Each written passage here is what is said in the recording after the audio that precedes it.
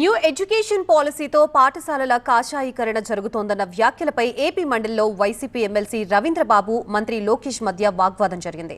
ఈ వార్తకు సంబంధించిన బ్రేకింగ్స్ ఇప్పుడు మనం చూస్తున్నాం.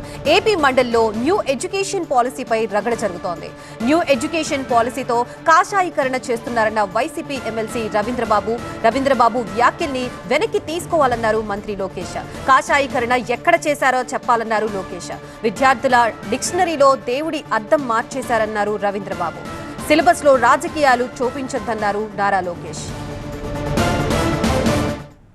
సాఫ్రనైజేషన్ అంటే బీజేపీ వాడు కాషాయంగా సిలబస్ అంతా మార్చేసి దానిలో చాలా వరకు సిలబస్ క్వాలిటీ వైజ్ కూడా మార్చేసి రకరకాల పాఠ్యాలు తీసేసి కొన్ని కల్పించి చేశారన్నది వైల్డెస్ట్ ఎలివేషన్.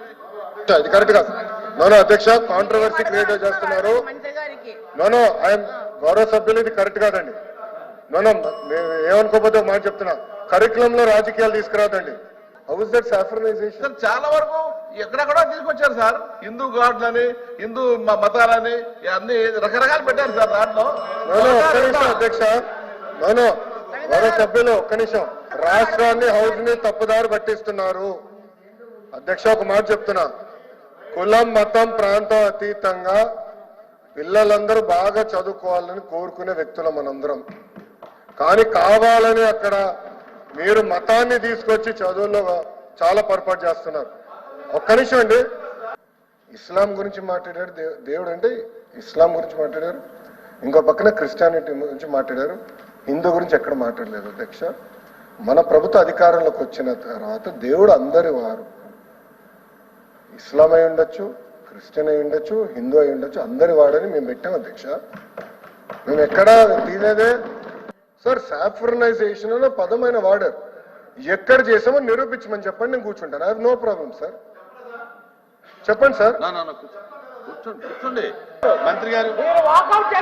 డిస్కషన్ పైన వాకౌట్ చేసి మీరు మాట్లాడతారు. ఏం మాట్లాడతారు మీరు? అరే మీరు వాకౌట్ చేసి మాట్లాడతారు.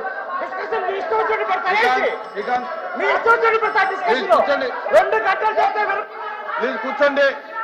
విద్యా వ్యవస్థని కరికులంలో సాఫ్రనైజేషన్ అన్న పదం వాడారు. He has to withdraw that statement. I'm protesting on this. అధ్యక్ష, మీరు ప్రింట్ చేసిన డిక్షనరీ దేవుడు, God, the one great spirit that Christians, juice and Muslims believe made the world.